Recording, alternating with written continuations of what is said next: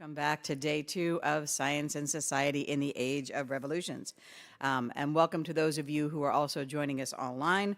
Although if you are joining us online, you missed a really good breakfast spread this morning. My staff has an interesting conception of what light breakfast means. We are starting here with panel 3, which is Everyday Science, which will be chaired by Charlotte Abney Salomon, who is the director of the Beckman Center for the History of Chemistry at the Science History Institute.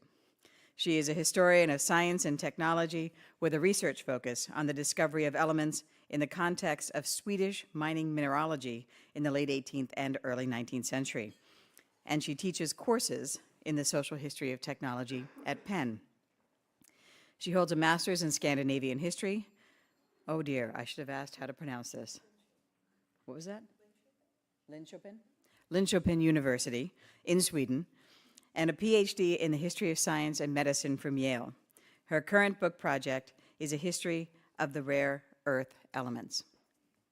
Welcome to the podium.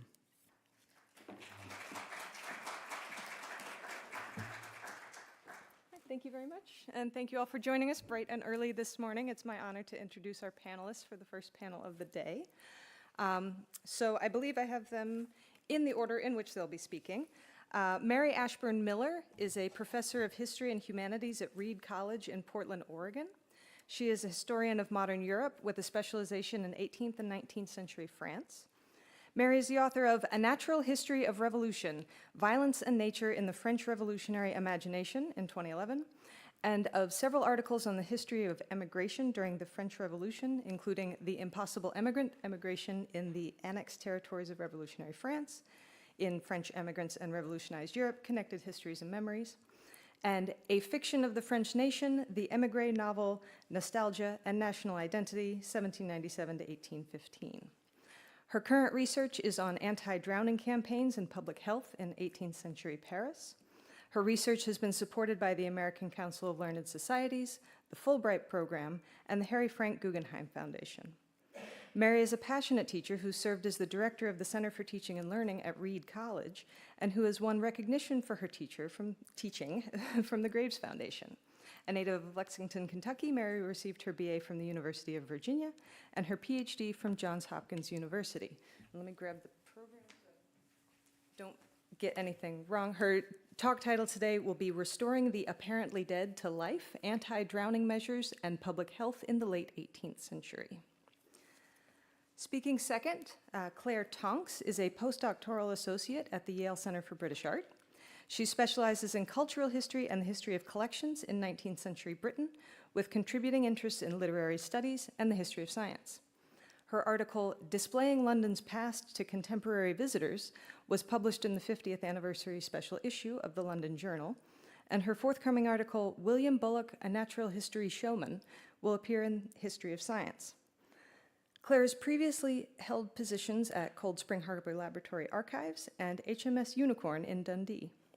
She received her PhD in history from the University of Edinburgh, her MA in history and literature from Columbia University, and her BA in English literature and psychology from the George Washington University, during which time she was a visiting student in English literature at St. Anne's College, Oxford. Her talk title today will be The Teeth Trade, Dentures and Dental Disease in the Age of Revolutions. And speaking third, Holly Gruntner is a historian of nature, knowledge, and work in early America. She is currently the landscape historian at George Washington's Mount Vernon, where her research supports the interpretation and restoration of Mount Vernon's historic gardens and landscapes. She holds a PhD in history from William and Mary, and is newly embarked on editing her dissertation for publication. That project is tentatively titled From the Ground Up, Kitchen Gardens and Horticultural Knowledge in Early America. Her talk title today will be Thy Industrious Neighbor, Kitchen Gardens, Horticultural Knowledge and Local Circulation Networks. So without further ado, Dr. Miller. It looks like Claire's presentation. I think that's Claire's. Yeah, it looks like. I think we're good. I'm ready. Okay. Oh, Yeah. did you not have a? No. Thanks, Charlotte, and thanks all of you. Really enjoyed the first day of conversation yesterday, and I'm delighted to be able to take part in it today, especially because I'm something of an outlier here. For one, I do not have a PowerPoint, which means I will have to captivate you with the sound of my voice alone, so hopefully that works out okay. And also because, as Charlotte mentioned, I'm a historian of France, and so I'm excited to think with you all today a little bit about the transatlantic connections between my project and some of what we've heard and will continue to hear today. I will say I did have a footnote about Benjamin Franklin, so I think I'm allowed to stay. So, can you all hear me in the back, by the way? Okay. I'm going to start today with a story, and I'll issue a warning that it's a little bit of a gruesome one, but it does have a happy ending, so do not fear.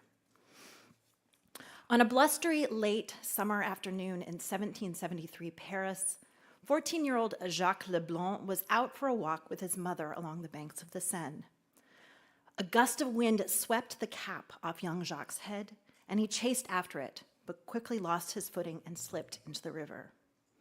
The windy conditions that day had churned up substantial waves, and Jacques, like most Parisians at the time, did not know how to swim. Fighting to stay afloat, he was dragged under by the current, surfaced briefly, cried out, but was dragged under again. A laborer named Claude Vernon saw him go under and jumped into the river fully clothed in a desperate rescue attempt. Vernon dove underwater and finally managed to drag the young boy to the surface, but only after nearly 15 minutes had passed. Vernon pulled young Jacques out of the water, unconscious and unmoving. In the words of the record where I found this, quote, his eyes and mouth were closed, and his face had turned black, leaving no hope of recalling him to life. This seemingly tragic story, recounted to us in an annual report on drowning in Paris, compiled in 1773, did not end there, however. Instead of leaving young Leblanc for dead, Vernon ferried his unmoving body to a customs boat stationed nearby.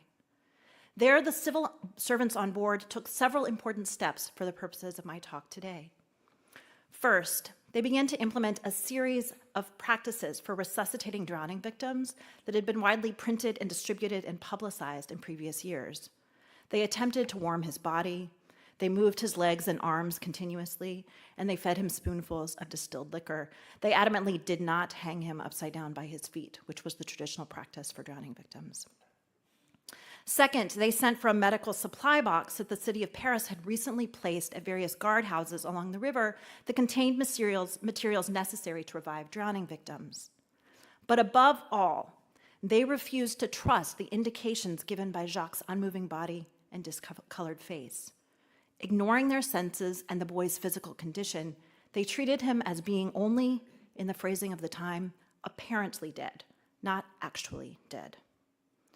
Despite there being allegedly no hope of recalling him to life, these customs officers, who had no formal medical training, acted in the hope of reviving him. And in fact, under their care, Jacques began to stir, eventually vomiting, regaining his color, and finally full consciousness.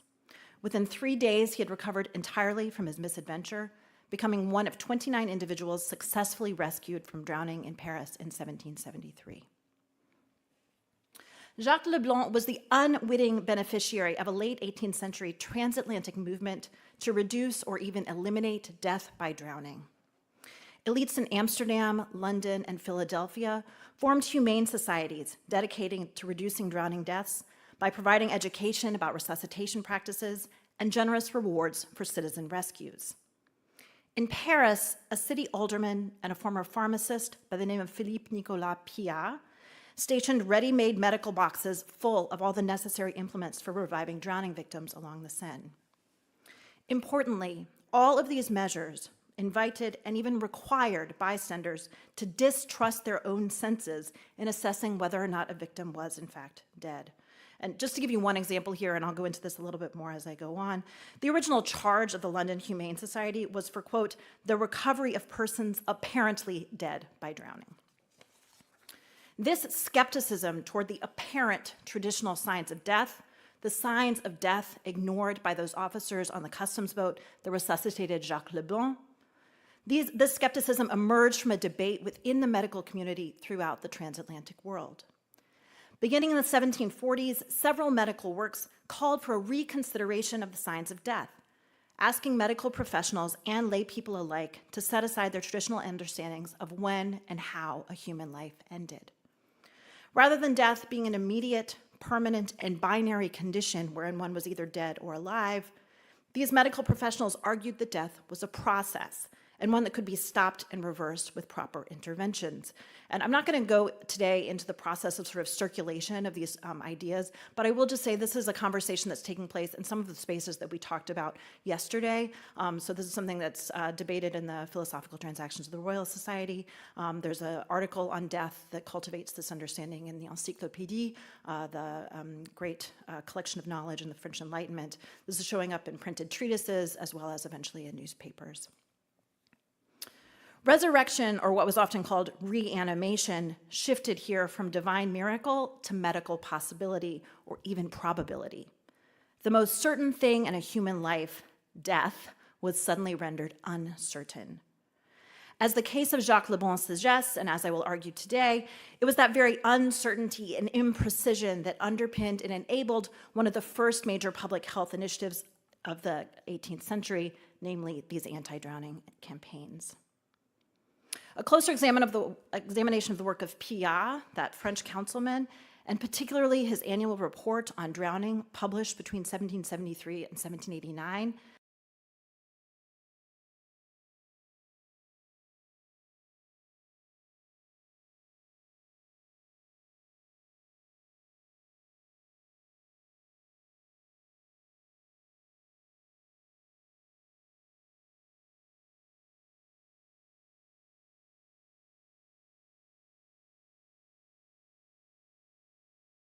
work in Paris built on the example of the first society to rescue the apparently drowned, which had been founded in Amsterdam in 1767.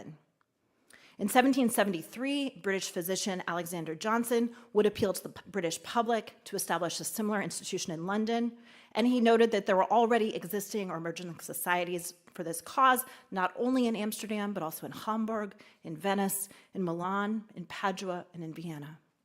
London itself would follow suit in 1774. These efforts were not limited to the European side of the Atlantic, however. Philadelphia created a humane society dedicated to drowning rescues in 1780, and Massachusetts followed suit in 1786. As scholars have demonstrated, these anti-drowning campaigns in many cities came not out of a social need, but out of a scientific one. That is, drowning was not actually a problem in many of the cities where humane societies were developed. So just to give you an example, the Massachusetts Humane Society rescued no one in its first year, and there were no records of drowning in 1779 or 1780 in Philadelphia. So this kind of raises the question of what these institutions are doing. And in fact, they seem to be fulfilling a kind of social function, cultivating a sense of mutual responsibility over human life. But they also allowed elites to signal or to demonstrate that they were at the forefront of scientific inquiry by creating and participating in these campaigns that relied on the latest understandings on the boundaries between life and death.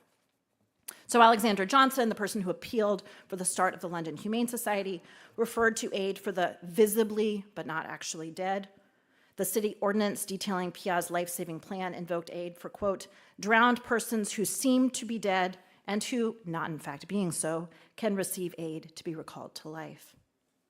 So as each of these terms suggest, medical professionals called for skepticism toward sensory cues. One might be visibly dead, that is, dead in the eyes of the observer without being actually dead.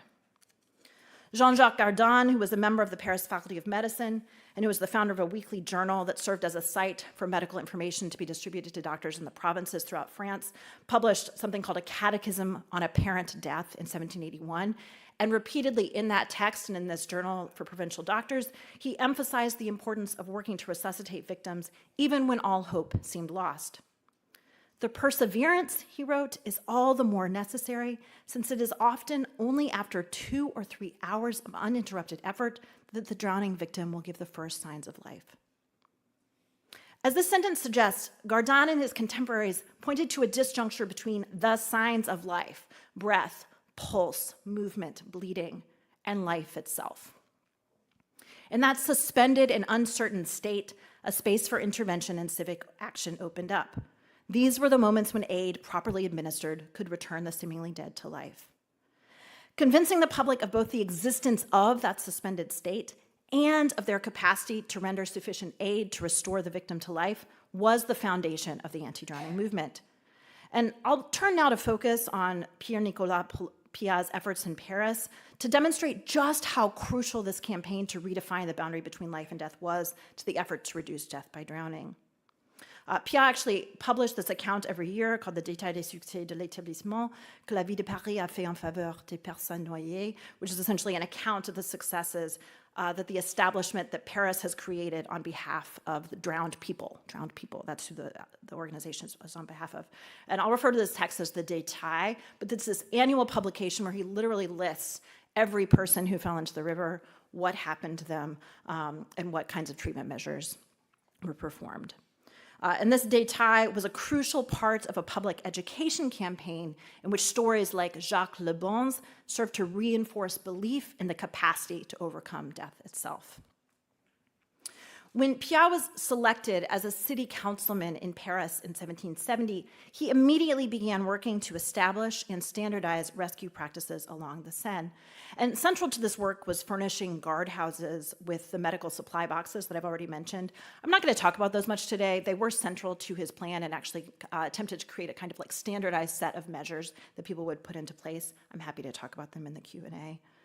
And like other contemporary anti-drowning initiatives throughout the transatlantic world, Piat established protocols for offering financial rewards for everyone involved in a rescue attempt. So that included the person who pulled the drowning victim from the water, the person who notified the corps de garde, the police or the military officials, the officers working at guardhouses, any medical professionals who attended to the victim. All of these people were given small financial rewards.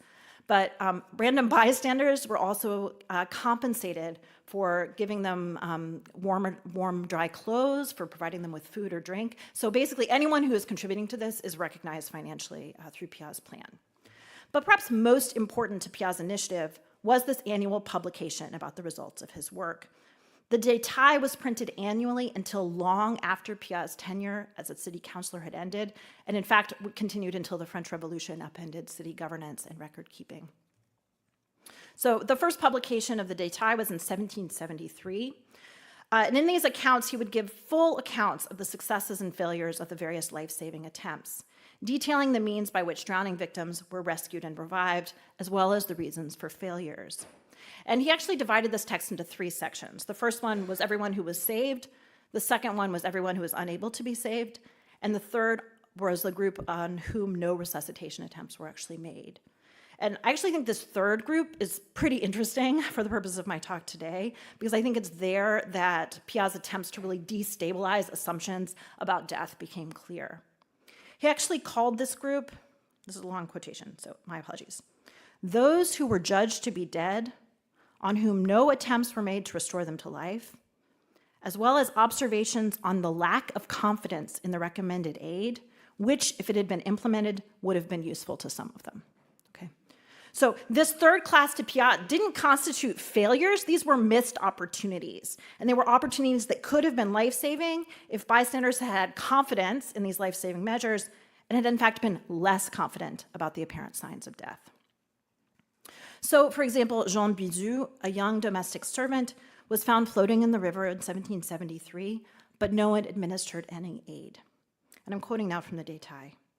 Because those that pulled her in, along with the guards, judged that she had been drowned for too long a time, and furthermore, that it would be indecent to undress her, end quote.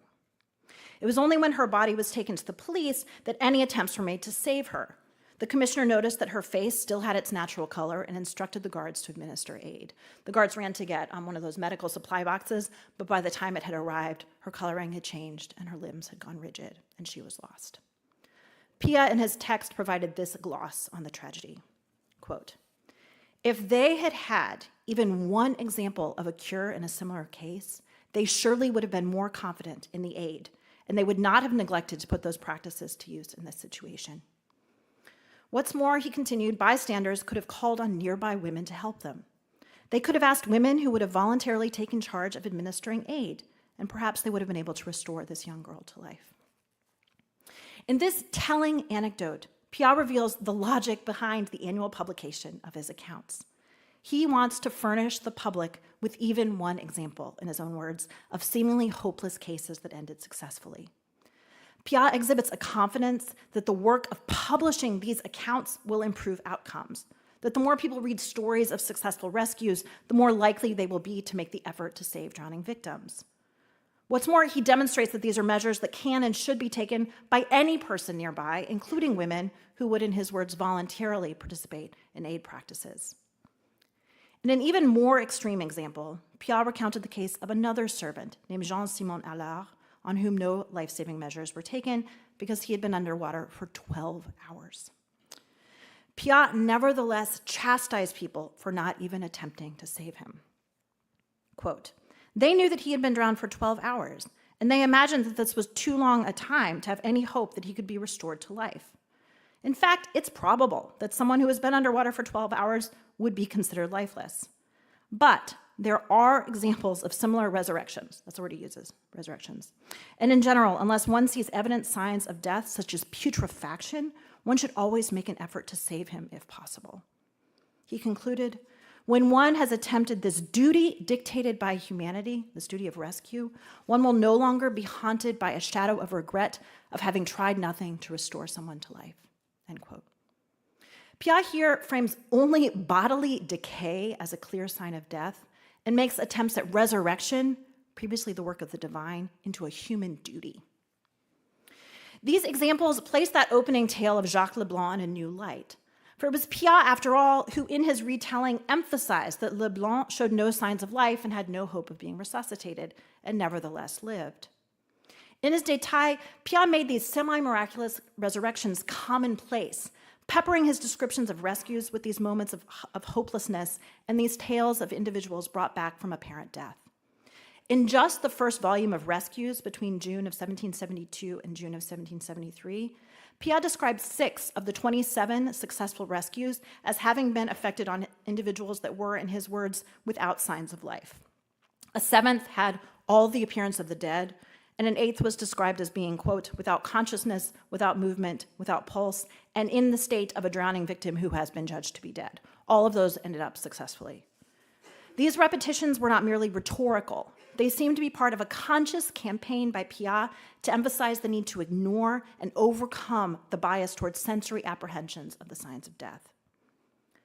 While most of the original records on which Piat based his Détails have been lost, the National Archives in Paris still hold one amazing, complete box of police records that Piat used in the collation of his publication, detailing the fate of every individual who fell into the river in 1779. My work with this incredible box is still ongoing, but in at least a few instances, Piat's published account differed in language from the police reports. So, for example, Henri Huet, a 14-year-old drowning victim rescued from the frigid waters of the Seine in February of 1779, was described in the published Détails as having been pulled from the water, quote, "unconscious and with no signs of life." The original police report, however, mentioned only that he was unconscious.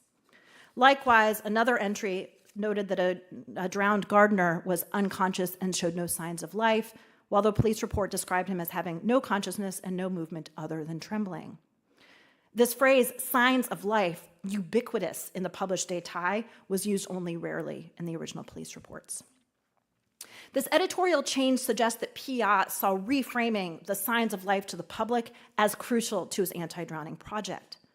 Demonstrating to the public over and over again that there was a space for intervention and recovery, even when the visible signs suggested otherwise, was a key goal of the Détails. And just as redefining the boundaries between life and death opened up the space for interventions in drowning, so too did all of these multiple reports, these reports in the Détails, in newspapers, and later on in collections of heroic details. All of these reports would reinforce those redefinitions of life and death.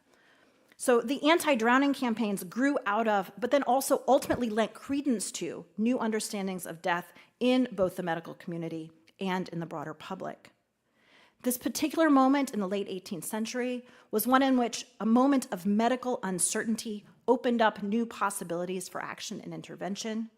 These anti-drowning campaigns cultivated skepticism about traditional understandings of death, even as they inspired a public health movement aimed at saving lives that seemed unsavable.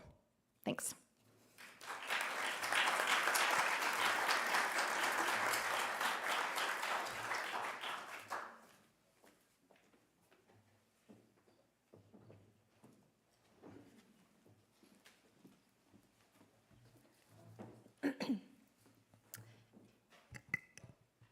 Good morning. Higher up. There we are. Thank you all for coming. Thank you to my fellow panelists. I'm so thrilled. It's a pleasure to be here.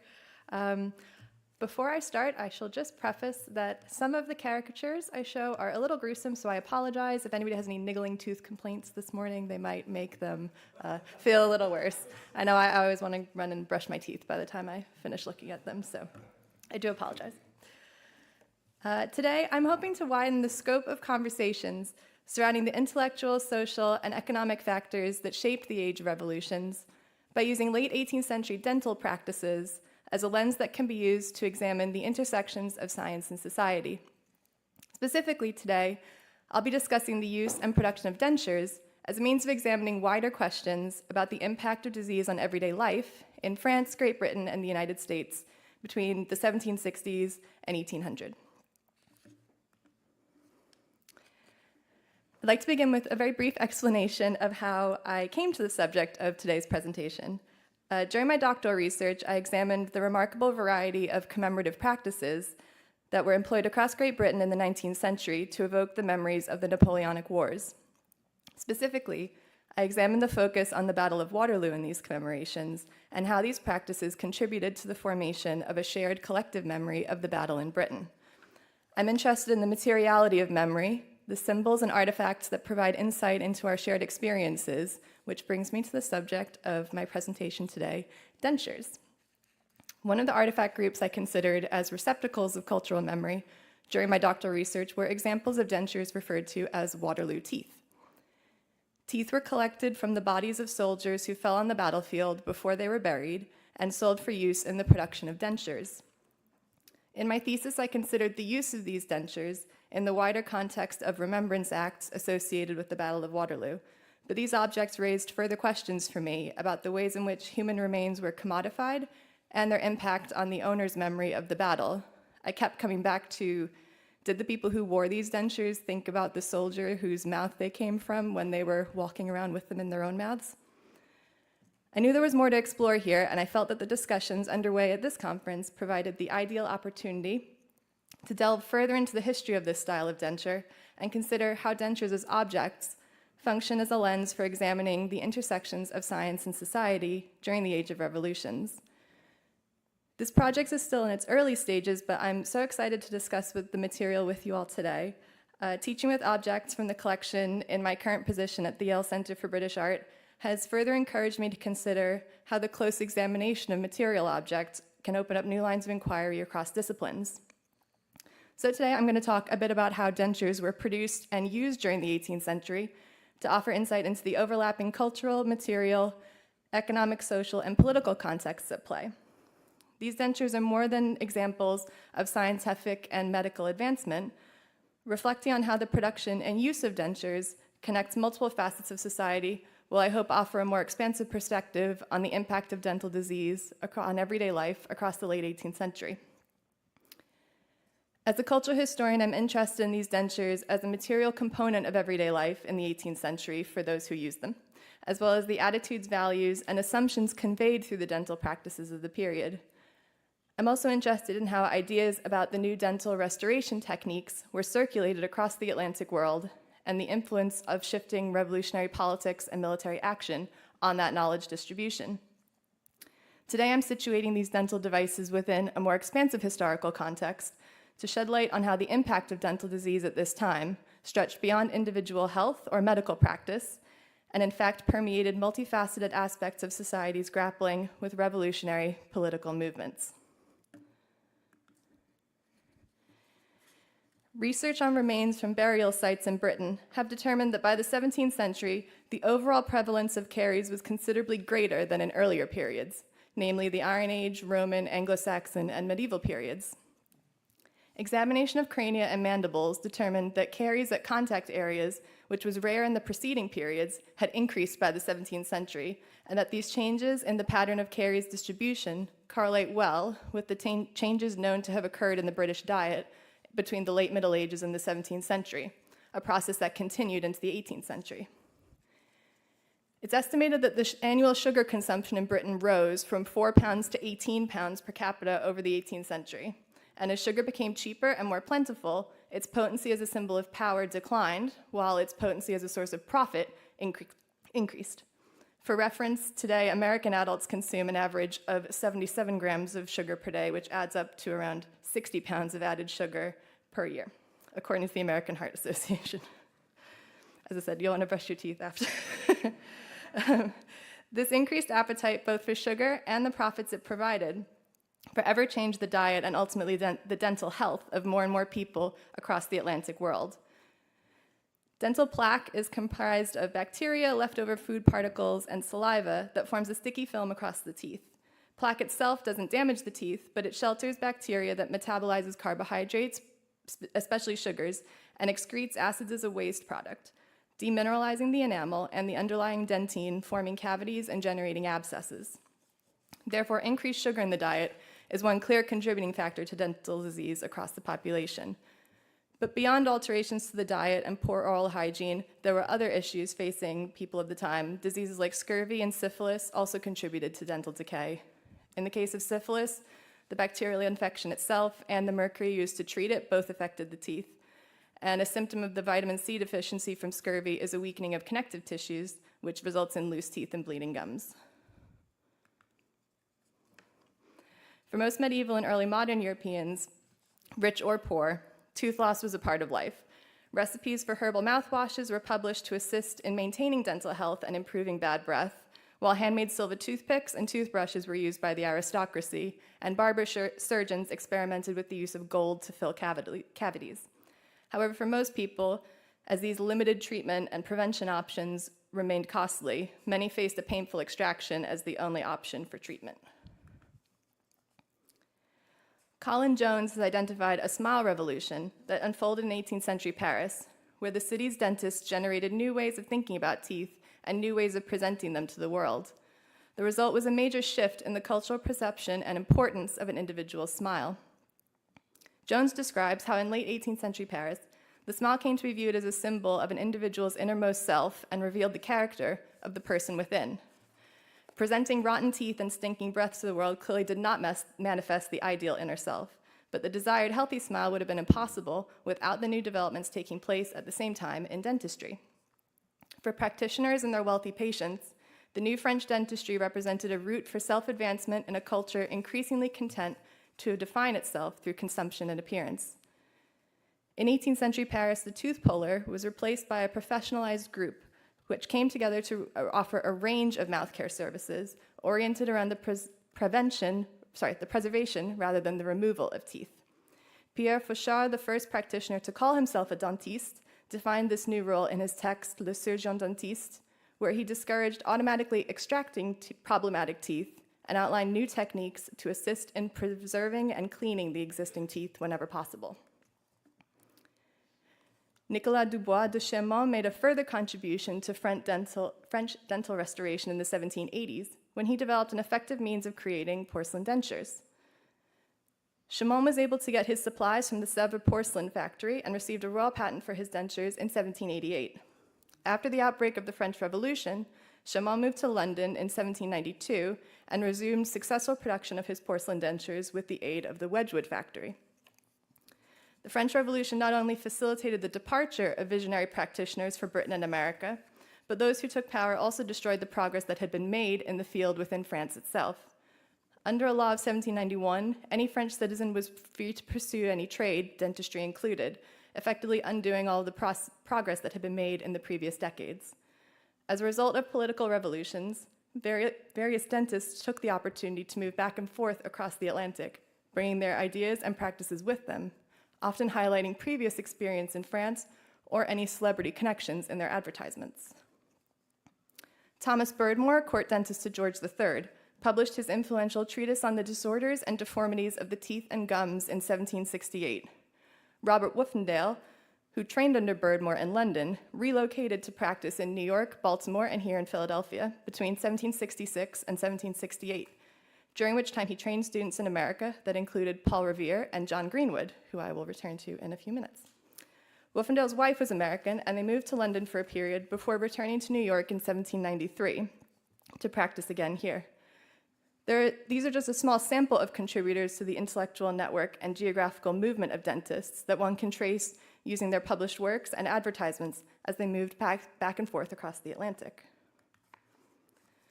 With all that in mind, I'm going to spend the remainder of my time today initiating a discussion on the production of dentures during the Age of Revolutions by considering what alternative perspectives dentures as material objects offer on the wider military, cultural, material, economic, and social context of the period. Dental care within the ranks of an 18th century military served a practical purpose. It enabled them to effectively fire their weapons. From the 17th century, armies sought to control dental disease amongst the soldiers in order to maintain their ability to bite open their cartridges of gunpowder, which saved them valuable time in reloading their weapons. The requirement to bite open the cartridges remained fundamental to the infantry throughout the 18th century, and therefore teeth were an essential part of their primary weapon system. The inherent value of these soldiers' teeth shifted upon their death. No longer a critical tool of warfare, they now signified a marketable good that could be collected and sold for use in dentures. Here you can see an image of the dead after the Battle of Waterloo. The teeth were collected from the bodies on the battlefield as they were stripped of other valuables by those brought in to clear the site. Witnesses to these extractions recalled that the clinking hammers of these wretches jarred horribly upon the ears. Although this harvesting of teeth from the military dead took place before and after the Battle of Waterloo, that celebrated battle gave rise to the term Waterloo teeth or Waterloo ivory. Complete sets of healthy human teeth were very valuable, and demand for human teeth continued throughout the mid-19th century. As I've outlined, cultural impulses associated with the taste for sensibility had worked in tandem with the emergence of scientific dentistry to produce an increased cultural value of a white, healthy smile. Once a smile became a cultural asset in the personal presentation of those who wished to advance in late 18th century society, the success of dental practices then became about more than improving oral health. You can see Monsieur de Chaumont depicted in this print by Thomas Rowlandson showing off an impressive set of his porcelain dentures in the mouth of one client, presumably to entice the gentleman to buy some to remedy the unseemly gaps in his smile. However, perhaps the most pertinent smile to consider, especially given the themes under discussion at this conference, is that of George Washington. I felt I couldn't come and present a paper on dentures without mentioning the most famous false teeth in history. Although Washington suffered from his teeth throughout his life, I'd argue that the significance of Washington's smile really came into play once he became president. At the time of his inauguration in 1789, he had one tooth remaining, and for the rest of his life he struggled with uncomfortable sets of full dentures. In her study of political culture in early national politics, Joanne Freeman has written that in the aftermath of the American Revolution, people of all levels of society and of all politics understood that we were engaged in a political experiment. This insight made them unusually self-conscious about the potential impact of their actions and the actions of those around them. This is particularly easy to see among the political elite who assumed that they were central to the national defining process. As the first president of the United States of America, Washington was viewed as a manifestation not only of the new nation, but of what it meant to be a president in a world governed by kings. His appearance was critical, both in legitimizing the new nation and in carving out the role of president, both within the American government and on the international stage. If one smile was considered emblematic of a person's essential humanity, what would people think of the new nation and this new kind of leader if they knew the extensive damage that smile had sustained? Allusions to his dentures are scattered throughout Washington's correspondence with his dentist, John Greenwood, who I mentioned a few minutes ago. On the screen, you can see a letter from Washington to Greenwood from February 1795, in which he confirms receipt of an adjusted set of dentures, which he cryptically refers to as the letter's accompaniment. Washington's decision to disguise the purpose of his letters in correspondence with his dentist indicates that there was a social cost to openly discussing his struggles with dental disease, particularly during his presidency, when dentures remained the only means of physically disguising his ailment while in public. While a high-ranking person of means and influence like George Washington was able to seek out dentures to disguise the cavernous gaps in his smile, the monetary value of the materials and the cost of labor used to make these devices meant that the majority of those afflicted with dental disease as severe as Washington's could enjoy no such means of concealment. Archaeological research on burial sites has revealed the presence or absence of dentures across 18th century cemeteries. The Spitalfields Project, for instance, examined remains in cemeteries dated from the 18th and 19th centuries. The earliest examples of a denture dated to 1739 from the fairly wealthy Marylebone Cemetery. No false teeth or dentures were found at the poor Crossbones burial ground, and a middle-class Victorian and Georgian site in Canterbury failed to reveal dentures or false teeth. The reliance on tooth extraction and absence of dental apparatus in the remains from lower socioeconomic backgrounds indicates that even into the 19th century, dentures remained only within the purview of the wealthy. In the 18th century, the materiality of dentures embodied the global spirit of the age and could be made from elephant or hippopotamus ivory, porcelain, walrus tusk, human teeth, animal teeth, or a combination of multiple materials. The enamel from human teeth offered some level of protection within the oral environment, and similarly, porcelain didn't stain or deteriorate, making those dentures an attractive option for the very wealthy that could afford them.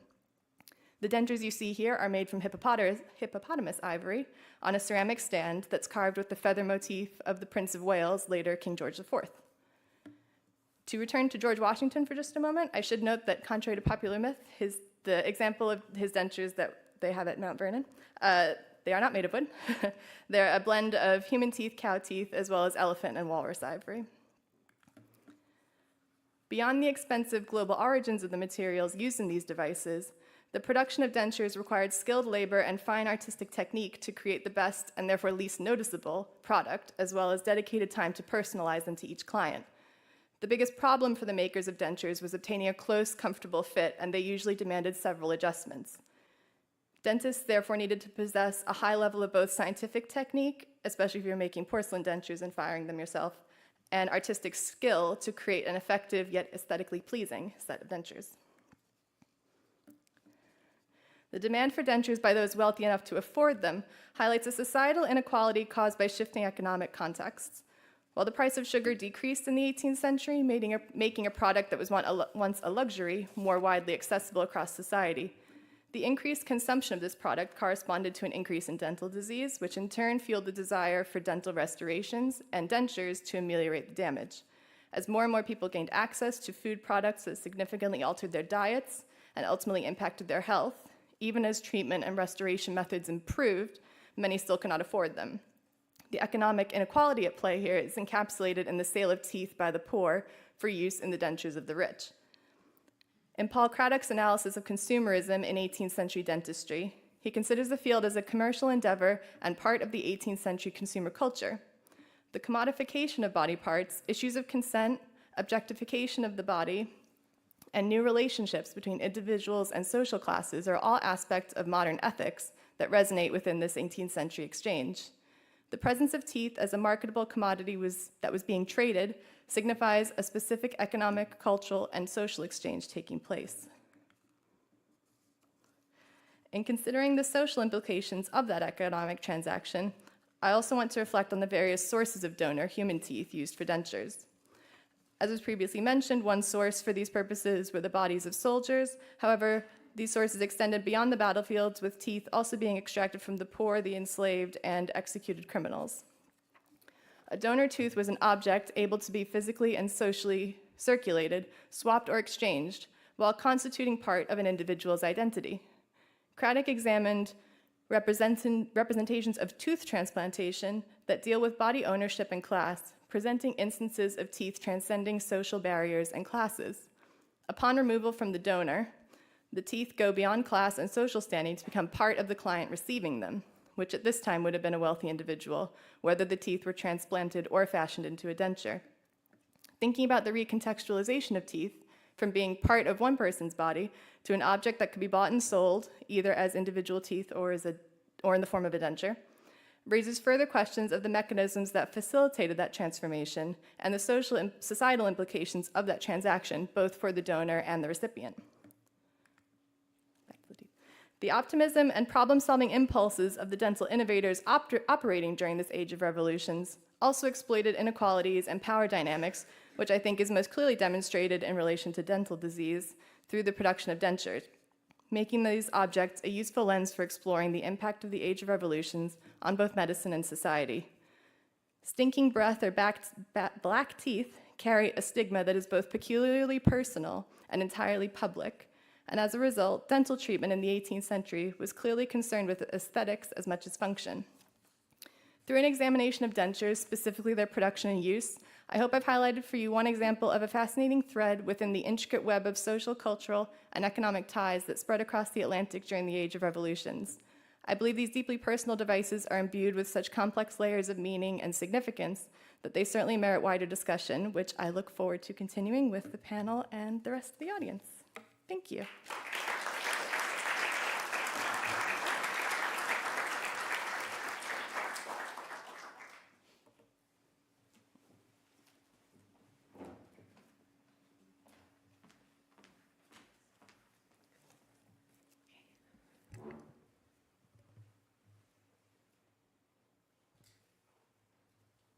Okay, I'm gonna try this. All right, all of you in the back, thumbs up? Okay, thank you.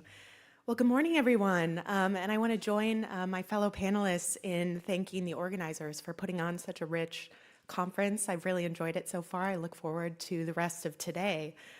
So the paper that I submitted and am about to talk about is from kind of collated from different parts of my book manuscript, which, as Charlotte mentioned, I'm in the early stages of adapting from my PhD dissertation. So I'm sort of at that famous pivot point, right? Here's the dissertation. What do I want the book to be? So I'm very glad to be here and to have your feedback. So looking through the lens of their kitchen gardens, my book explores how people made, contested, and circulated horticultural knowledge through their everyday work, experiments, and social interactions. So the piece of that work that I want to talk about today is, of course, the circulation part. While kitchen gardens were spaces intimately connected to and guarded by members of individual households, they were not and could not be bound by the borders of that household. In one sense, gardens quite literally overflowed the structures meant to contain them. Vines wound through fence pales, seeds were carried on the wind, pollinators zoomed in and out of the garden at will. In another sense, gardens were heavily influenced by ways of knowing and growing from outside their borders. They were made and tended with the help of one's neighbors. Neighbors circulated garden seeds, cuttings, advice, methods, and labors. Collaborative horticulture was not only part of kind of the ordinary rote of keeping a successful garden in early America, but it was also an opt-in experiment. It was a strategic choice that reflected a gardener's desire for improvement. And these experiments had dramatic results.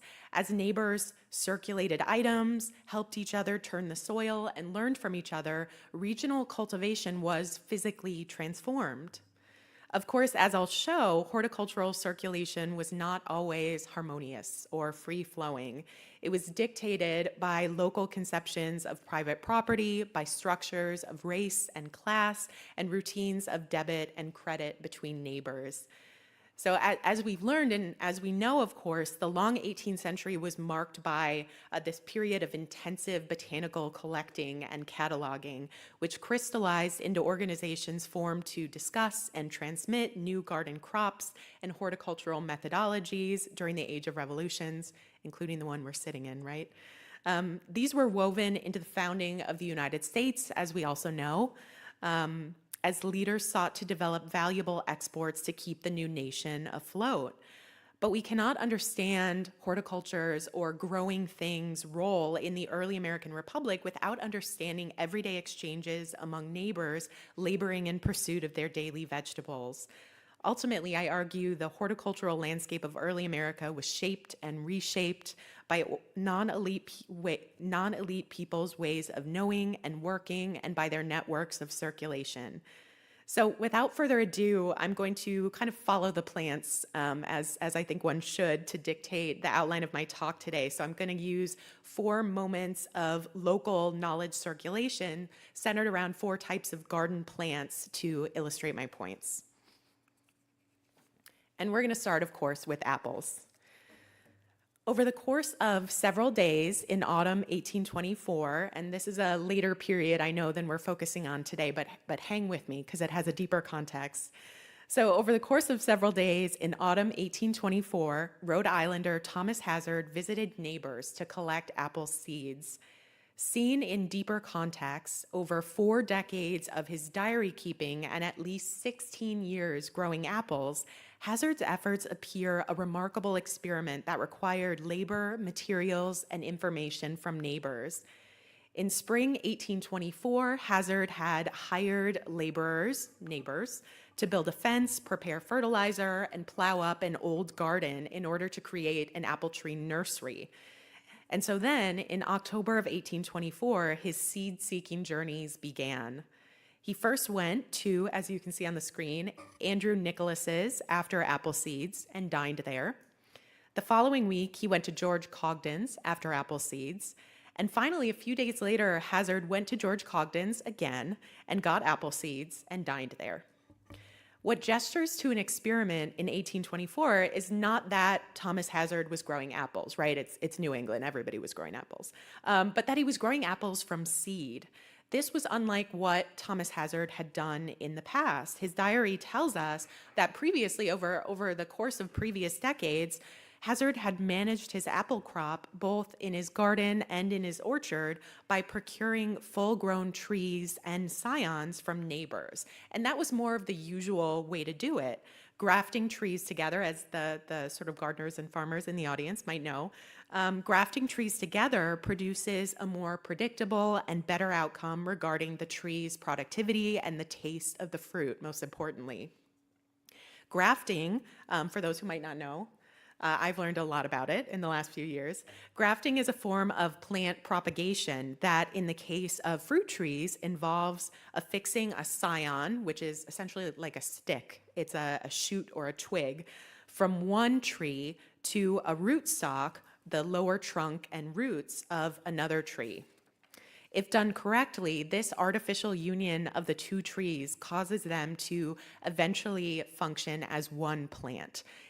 To me, it always looks like and feels like it shouldn't work, right? You're just sticking two things together, but it does. It's kind of miraculous. Through this method, there is some precision over what kind of tree will grow and even how big it will grow. But apple seeds are hybrids, meaning that planting the seeds taken from an apple will not grow a tree that will bear that apple variety. So it can be a fun experiment to buy a Honeycrisp from the store and plant the seeds, and you should try it, especially if you have kids, but you're not going to get a Honeycrisp. Further, it can take apple trees several years after being planted to bear fruit, even longer if starting from seed. So in 1824, we can see that Thomas Hazard was doing something different by collecting seeds. Almost certainly, conversations happened between Hazard and his neighbors about this project. On 2 of his visits, Hazard reported, of course, that not only did he just collect the seeds, but he also dined with these neighbors. This would have given the men and potentially their laborers and their wider households, who also would have had intimate knowledge of apple growing, ample time to converse about this project. Although, as I said, planting the seeds from an apple varietal does not produce an identical varietal, Hazard's deliberate visits to 2 neighbors, one twice, in pursuit of apple seeds from their apples seems to suggest that he was deliberately seeking something, right? He was looking for a certain type or a quality of seed. And certainly, Hazard's choice reflected observations he had already made of his neighbors' gardens and orchards. Something I've learned is that gardeners in the past and kind of in the present were nothing if not nosy. And it helps us all, right? It makes our gardens better. Hazard had recently bought a barrel of cider from George Cogden, perhaps to taste the results of Cogden's harvest before deciding whether to ask him for seeds. By tracing Thomas Hazard's apple seed acquisitions, we see not only the expansion of his garden and orchard operations, but also how interactions with neighbors fueled this experiment. The length of the record Hazard kept also shows us that he continually refined his apple tree operations over the course of his adult life, again, relying on his neighbors' trees, experience, and labor to do so. And to me, it seems humorous that in the same year and only a month before, Thomas Hazard was going from neighbor to neighbor and back again, attempting to achieve this goal of apple cultivation that was demanding huge amounts of work and time. Samuel L. Mitchell was writing to David Hossick, the president of the New York Horticultural Society, to complain about farmers like Hazard. I really wish, Mitchell wrote, that farmers would turn their thoughts more seriously to the apple. So next we turn to the circulation of holly trees in early Annapolis, where an enslaved man named William assisted free white silversmith William Ferris with various garden tasks between 1799 and 1803. And I know it's a little confusing with the two Williams. So the William whose surname I know, William Ferris, so that's the silversmith, it's his garden, he's an enslaver. And the one who I will just call William, he is the enslaved gardener. So William was enslaved by Richard Ridgely, a Maryland lawyer and state senator. As was common in early Republican Annapolis, William was hired out by his enslaver to work for others. In February 1799, Ferris wrote that, "William brought me a holly tree." William went on to bring 2 more trees to the Ferris garden in November 1799 and April 1800. These trees were transplanted from nearby woods, which suggests not only William's journeys to find the trees, but also his knowledge of local geography, ecology, and botany. William may have walked to one of the wooded creek banks bordering Annapolis to the north and the south, which you can see on this map. He might have instead turned inland, perhaps following the heavily forested road to Baltimore, marked again on this 1781 map of Annapolis. Holly trees are native to the Chesapeake watershed region, and only female trees grow kind of the famous red fruit, right, which ripen in the fall and linger throughout the winter. If Ferris had requested a tree that bore fruit, or indeed if he requested a male tree that did not, it was not accidental that William fetched 2 of them in the fall and the winter while the fruit was still visible, right? Makes sense. We might also view these additions as trial and error in another way. Female trees do not bear much fruit unless a male tree is present to fertilize them, and typically 1 male holly tree needs to be present for every 3 female trees. William may have realized this and adjusted the proportion of the trees in the Ferris garden accordingly.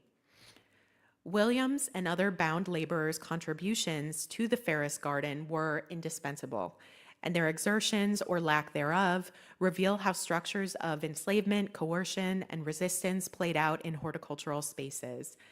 In several instances, enslaved gardeners hired by Ferris broke tools, complained of illness, repeatedly brought incorrectly sized pea stakes, or didn't come to work at all. As William and others moved through early Republican Annapolis, encountering other free and Black Annapolitans, they learned to leverage their horticultural knowledge into effective means of resistance to their enslavement. So the same mobility and networks that made William and others horticulturally valuable to William Ferris also provided them with tools to negotiate their labors for themselves. So now we turn to, and apologies, we turn to what one might call current events. You can't avoid garden puns in this line of work. I don't even try. So that is, in 1794, a dramatic event for currant fruit took place on the Ballard property in Hollowell, Maine, which demonstrates another way that horticultural circulation could be fraught as well as freely offered. Martha Ballard wrote in her diary in 1794 that Jason Livermore Jr. took currant sprouts of our land without leave. Upon realizing what had happened, Ballard called Jason back and made him return the sprouts. And apparently she didn't trust that there wouldn't be another theft attempt, because immediately Martha Ballard recruited her household to help her plant the currant sprouts in a safe spot, closer to the house, out in the garden. Currant plants and their fruits were used in the Ballard household for both cooking and healing. And of course, this is the famous Martha Ballard midwife, right? So healing is very much a part of why her household wanted currants and why they were so important. So at the time of the theft, the Ballards had grown currants for at least a decade, but these stolen currant sprouts were outside of that bounded horticultural space. They were, in Ballard's words, simply of our land. They were not in the garden, or Ballard would have not had to hustle to replant them there after the incident. So what was of our land? It seemed a gray area, or at least an untilled one, a location apart from the more clearly defined gardens and fields. As Ballard was able to see Jason stealing and then to physically waylay him to deliver her chastisement and reclaim the sprouts, the currant bushes must not have been growing too far from the house or from the sightlines of Ballard's regular outdoor chores. Further, Martha Ballard's account of the incident and the Ballard family's history with growing and processing currants suggests that these further afield currant sprouts were known about and the fruit counted upon for future consumption. In fact, Martha's categorization of them not as bushes or plants, but currant sprouts, may indicate that this patch of currant plants was young, perhaps even newly planted by the Ballards from trimmings from more mature bushes. Sprouts might therefore indicate a deliberate nursery planting, or at least wild growth that the Ballards had already identified and were keeping an eye on for the future. So as the currant sprout caper shows, garden plants were valuable commodities that could be taken without leave, just as they could be given freely. It also emphasizes that the garden was the place of greater security, right? When these sprouts were threatened, Martha Ballard hurriedly moved them into the garden. Like Ballard, other gardeners protested when their borders were crossed and their produce trampled or taken by human or by livestock.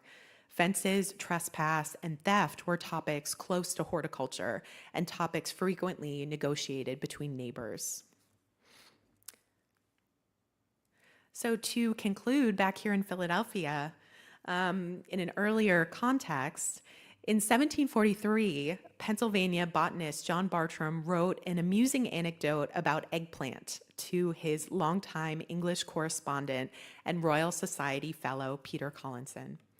Though Bartram intended it as a joke at the expense of ordinary gardeners, it also reveals processes of local horticultural circulation in Philadelphia, as gardeners observed what was growing in each other's gardens, even if what grew was not what it seemed.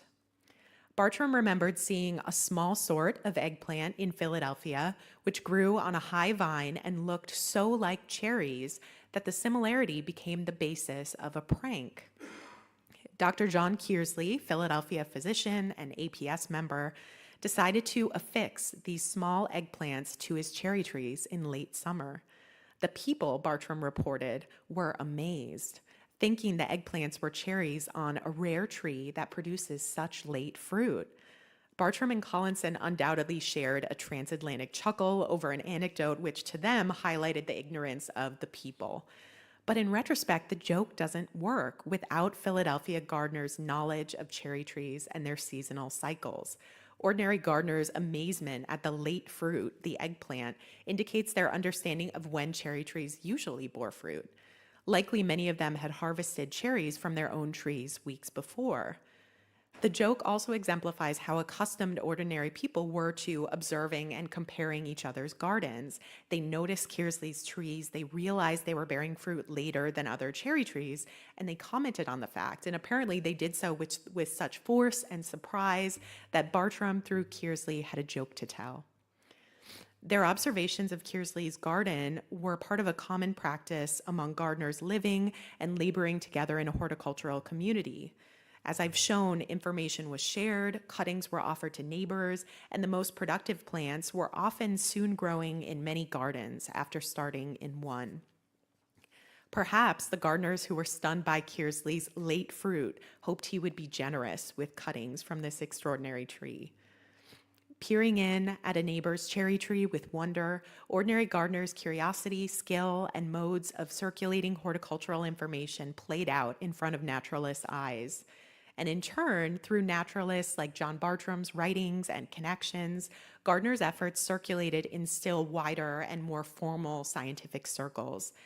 And so, ordinary gardeners' ways of knowing and their networks of circulation did not only shape kitchen gardens locally, but also undergirded wider and formalizing scientific circles in early America and beyond during the Age of Revolutions. Thank you very much.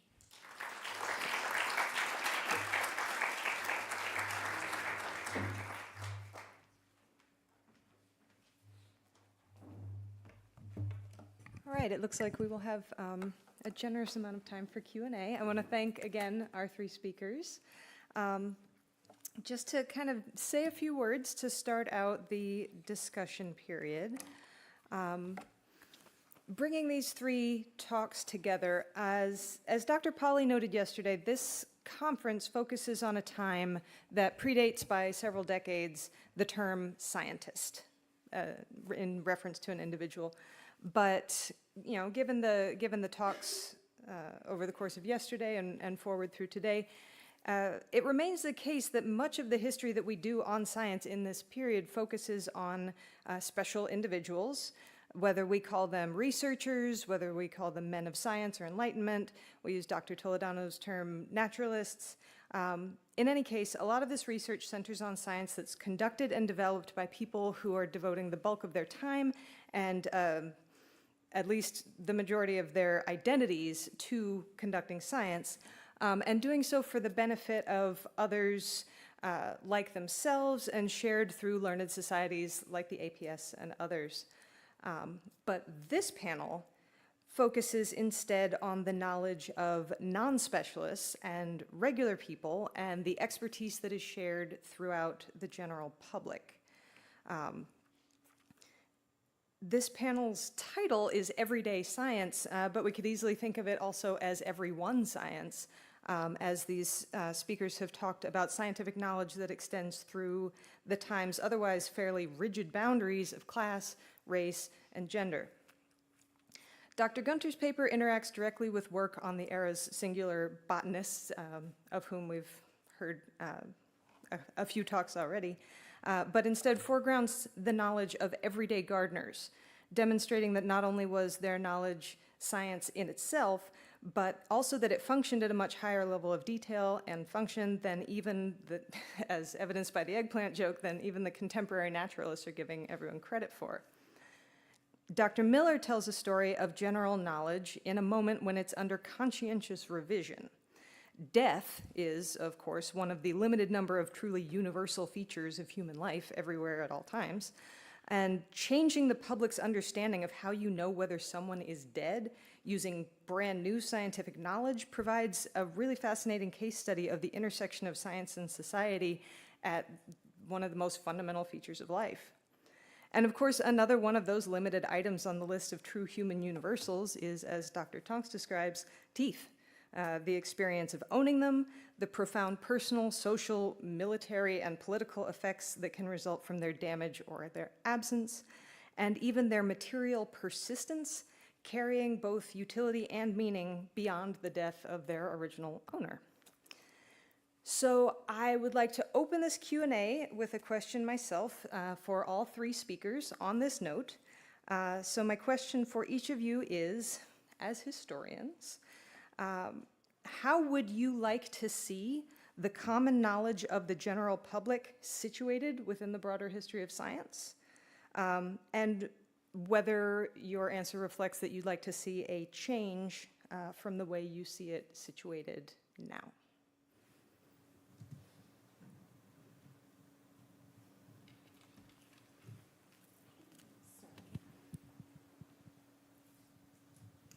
Do I just talk? Yeah, that was good. Oh, okay. Okay, great. So I will just say, great question. I'll just give a little anecdote that something I struggled with a little bit in my dissertation, my last chapter. So it's all about kind of ordinary people. And then in my fourth chapter, I talk about the way naturalists were approaching ordinary gardeners and encountering ordinary gardeners. And I kind of struggled with that because I thought, am I doing a thing where I'm saying everything in the rest of the work only matters because these scientists came around and sort of like codified it, right? Like, is that sort of the story I'm telling, and am I comfortable with that? And so I think that's something I still have more questions about than answers about, but I will say that as I'm approaching reframing my work, I'm trying to think of it in terms of the ways that these gardeners were interacting with naturalists was often on their own terms. If you've spent time in John Bartram's papers, for instance, you might have noticed that a lot of the gardeners he encounters are sort of unwilling to give up information. And this is filtered through the lens of John Bartram, or are pushing back. Bartram is sort of saying, well, this grows like this, or that's not how you take care of this tree. And there are moments where you can see the gardeners kind of pushing back and saying, no, this is what I know to be true because I've cultivated this, I know about this plant. And so I'm trying to zero in on those moments. So I guess I would say in situating, the moments of grappling and disagreement have been really important to me in my work. I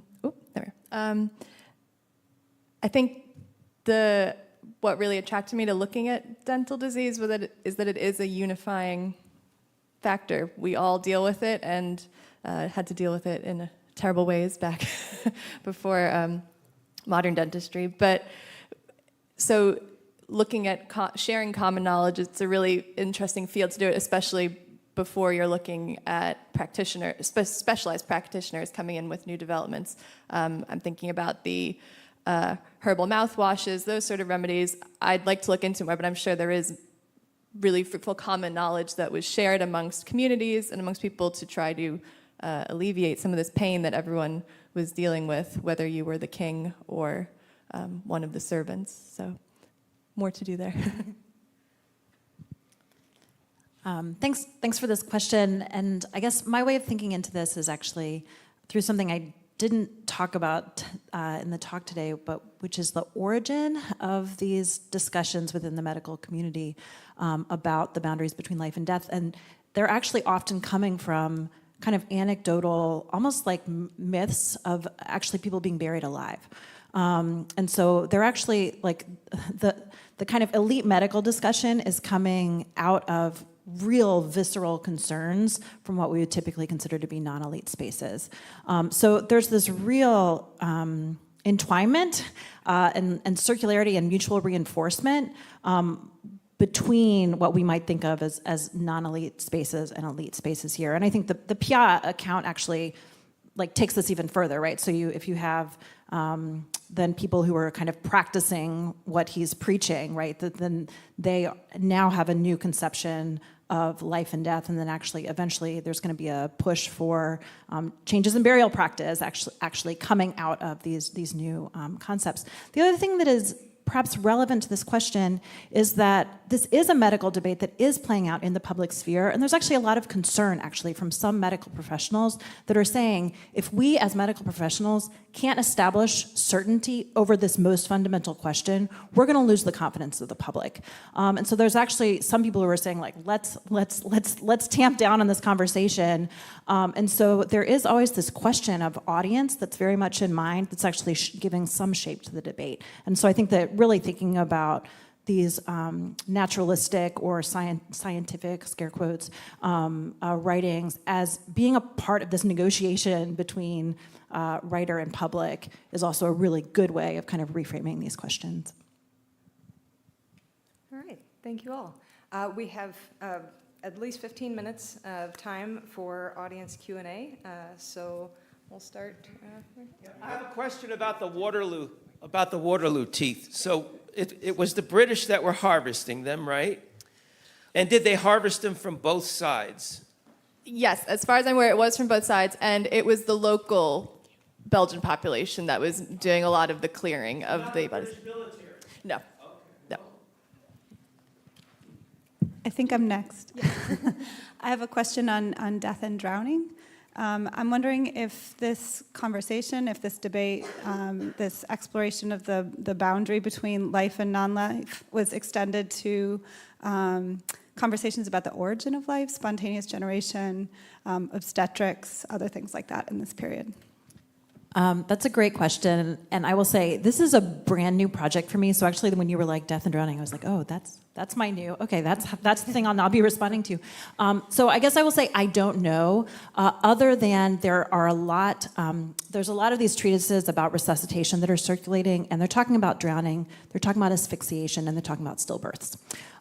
So there's not much there about the sort of start of life, but stillbirths are one of the places where they are trying to reinforce that, or they're trying to, I guess, unreinforce. They're trying to ask questions about whether or not these infants are actually dead. Thank you. I have three questions, one for Dr. Miller and two for Dr. Tonks. Dr. Miller, you talked about sort of the movement of resurrection as a concept from religion to science, and I've got to believe that makes 18th century French Catholicism apoplectic. So I'm wondering if you could address that a bit. And Dr. Tonks, two questions. One is, I've seen George Washington's teeth, and the mechanics of making that work look to be quite painful. I'm wondering if there's an 18th century version of Polydent, or when that sort of comes into play. And then secondly, somewhat macabrely, I'm wondering if, these dentures have a lot of value, and what happens to them after someone dies? Is there like a black market in dentures, or? I'll be very quick and say I haven't seen anything yet, actually, that's causing a tremendous amount of concern, and I haven't looked that much at religious responses yet. So it's a great place for me to go. I will say the concerns that I've seen are coming primarily from within the medical community about the debates. In terms of the mechanics of the dentures, I know when you had a full set, they were spring loaded, so it was very hard. You couldn't eat with them; they would break. So, and when you look at some portraits of Washington, because his jawline, it's because he's clamping his mouth shut because the spring load. You have to fight against that when you've got them in. So that was that. Not sure about Polydent, but I think it was the springs that I've read more about. And then in terms of the black market, they were adjusted to each owner. So I presume you could readjust them if you were of a similar, if you were related to the person, had a sort of similar shaped face. They were, generally the teeth were set in an ivory base if it was human teeth inserted, so they could be sculpted again. But I haven't read about specific times of them being resold. Back in the back. Hi, thank you so much. Those were fascinating papers. And I started thinking about indigenous knowledge through all of them. And in part, it was inspired by Mary's comments about drowning, because when I was working on this canal project, I found this case of men who drowned in Lake Nicaragua in a boat through a windstorm, and the only person who survived was indigenous, and he knew how to swim. And John Quincy Adams swam every day. So, I was wondering whether, swimming practices among indigenous communities actually influences any of the anti-drowning protocols, but it seems like it could apply to all three of your papers, whether indigenous gardening is also involved in the collection and circulation of common information, and what tooth care look like for common people who are not connected to French elites is also sort of interesting. So thank you. Thanks for this. Swimming is like the flip side of my project, actually, so I'm thinking a lot about swimming and swimming lessons and swimming as a sort of itself a part of public health in this moment. I haven't seen much about swimming knowledge being transmitted through indigenous communities through, say, French colonial work. There are obviously people who are working on the water who would be considered non-elites. I mean, I think the guy who rescues my opening case is, he's an écarisseur, which could mean either he's a butcher who's in charge of squaring off meats, or he's in charge of actually squaring off logs. So that's used in two different ways. I'm actually guessing it's logs because people that were doing log work would have worked along the river. So my guess is that's it. So anyways, a lot of the rescues are actually coming from laborers who are working there on the river. The one place where I've seen indigenous knowledge coming up in these anti-drowning practices, this is super weird, and I don't even want to. Okay, one of the things that's in Pia's medical kit is a tube for intestinal fumigation using tobacco smoke. And some accounts, this is a very widespread recommended practice in this period, and there are some accounts that suggest that it is something that was learned by Jesuits from indigenous communities in North America. I have not been able to confirm that at all, but that's the one place where I've seen parts of this discourse related to Indigenous knowledge in that way. I just say I'm still in the quite early stage of this project, so I don't have any particular insight to offer there, but that is definitely a fascinating research path that I'm going to look into, because I think I'm sure there's scope for very interesting contributions there. So thank you for highlighting that. Yeah, thank you for a great question. I will say that my focus of study is settler gardens. You know, I don't have that expertise, but I have learned a lot from other scholars on this front, specifically in terms of sort of trespass and livestock breaking into gardens. I think a lot about like Virginia Dijon Anderson's work. Brian Donahue has some great work on this. So understanding that settlers' livestock were wreaking havoc on indigenous polities, sort of cultivated spaces, and that was being sort of negotiated and causing conflict.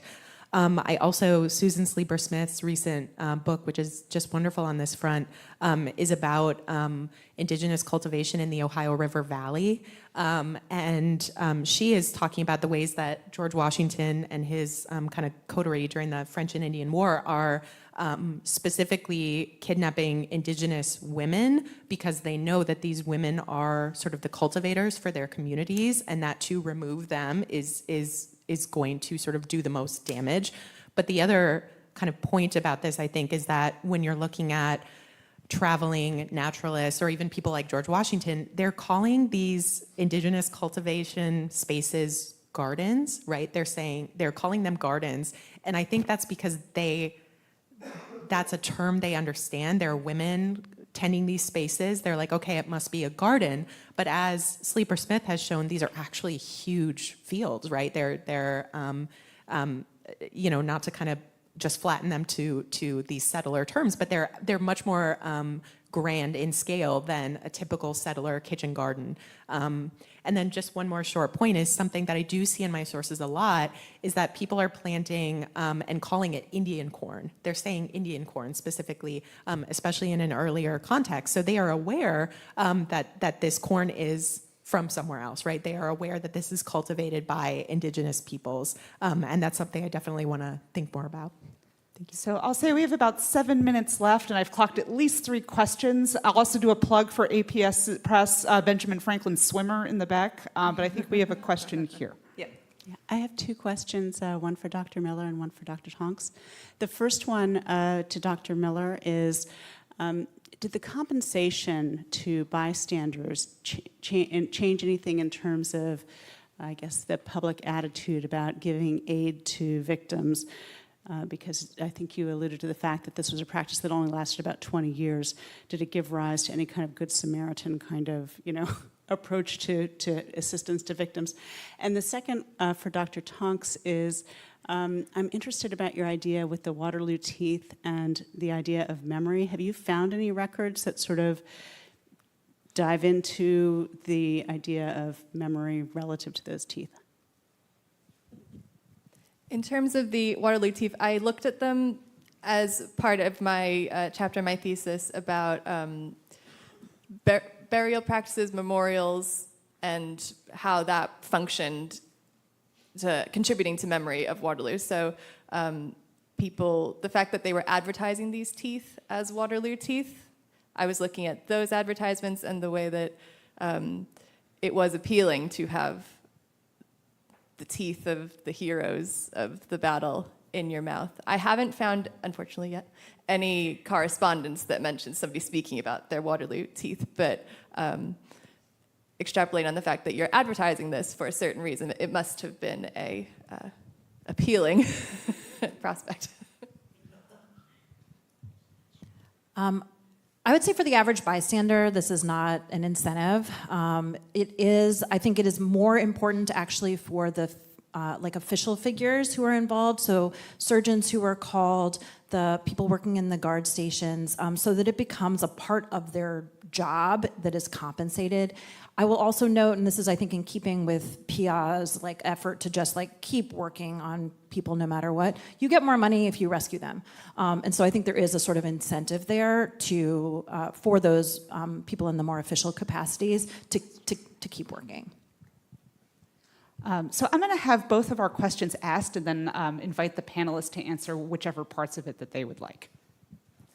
Thank you all. This was just a captivating panel, and I think it was interesting to think about it in terms of legitimacy. And Dr. Miller, you sort of spoke to this in your comments about losing the trust of the public at large. This is also a moment, the age of revolutions, which political legitimacy is being questioned. So if anyone on the panel would like to talk about the ways in which that the questioning political legitimacy and that sort of social sense of uprising might have contributed to what you're seeing in the debate over scientific legitimacy in these practices. Thank you. And then we'll take the remaining question at the same time. What was the contents of the drowning box? All right, you have your two final questions.